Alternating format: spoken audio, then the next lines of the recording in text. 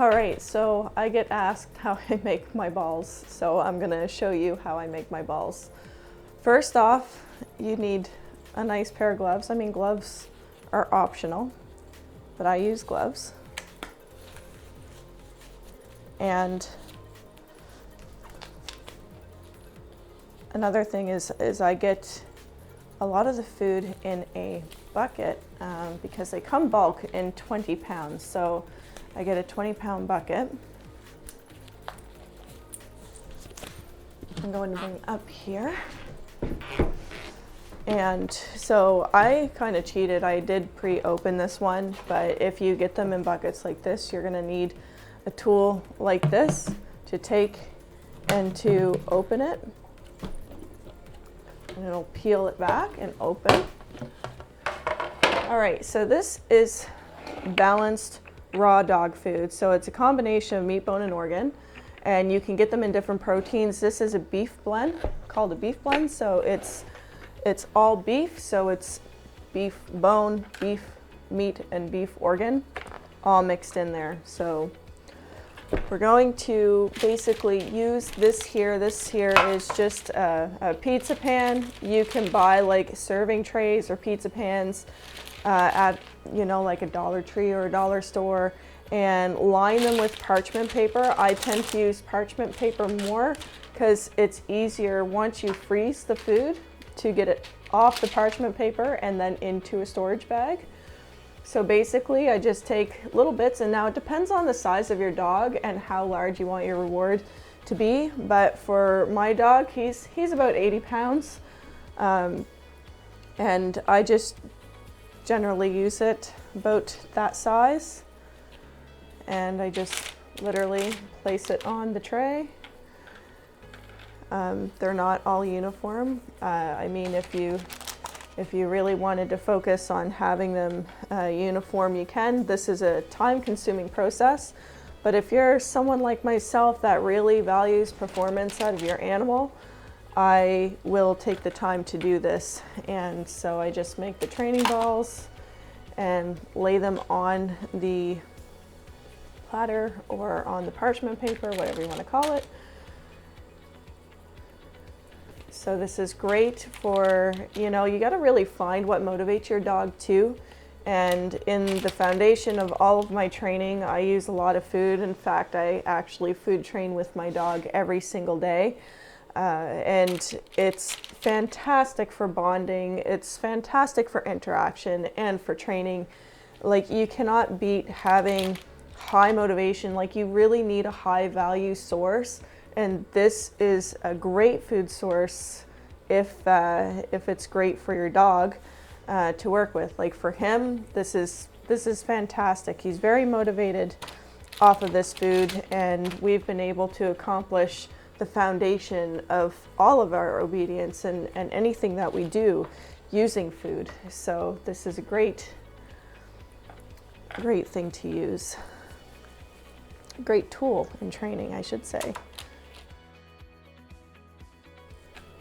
So again, if you have a smaller dog, what you may want to do is make the training balls smaller.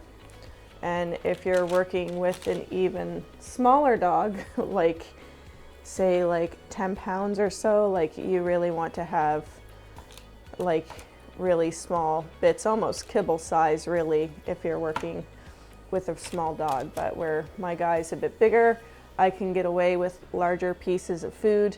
And it also depends on, how much you're going to be working with in a training session. My average training sessions are actually quite short because I want to have the highest level of motivation out of my dog. And I end my training sessions when I see the highest motivation out of him, and also when he does something correctly. So if he does something really good and really right, and it was perfect and bang on, it is extremely hard to stop, but that is when I stop my training sessions, because when I see something good out of him, I want to keep going. And it's really hard to, like, if you're more on a performance level, you really don't want to stop when you see that nice performance out of your dog. But I do, because I know the benefit, I know the process of the training, and I understand that it's going to be far more beneficial for him to stop when he's doing something good and when he's highly motivated.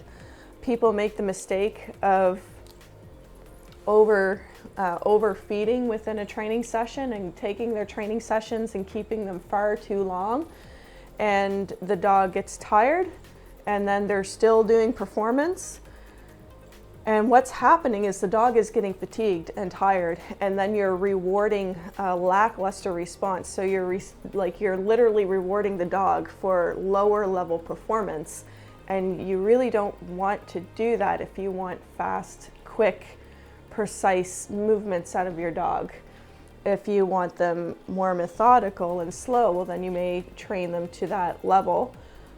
But if you're looking for performance-based, you want the best little mini training sessions you can get out of them. So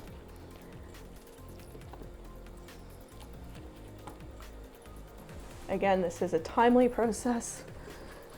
It's not a short process by any means.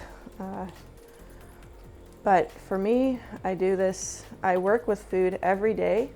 I don't cheat when it comes to feeding my dog. He's always worked for his meals, and I mean by hand. I always food train him. So whether that means focusing on a source by having the source away from me and him focusing on it and going for it, regardless, he is still working for his meals every day, and he absolutely loves it and enjoys it.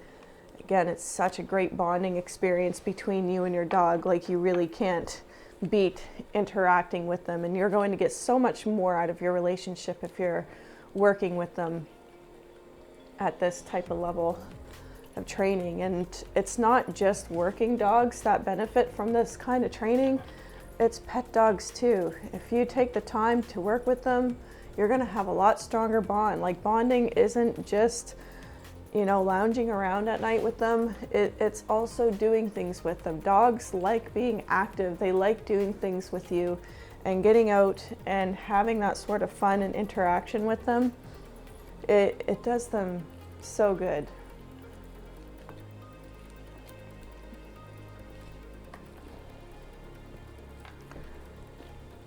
So this is basically what one of the trays look like.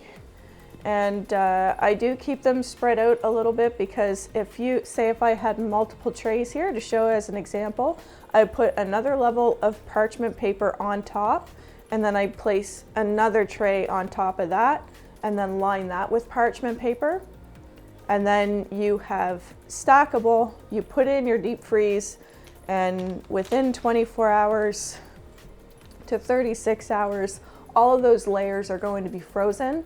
And then with the parchment paper, they easily lift up and pick off once they're frozen, so that you can put them in your training bag and just go to work with it.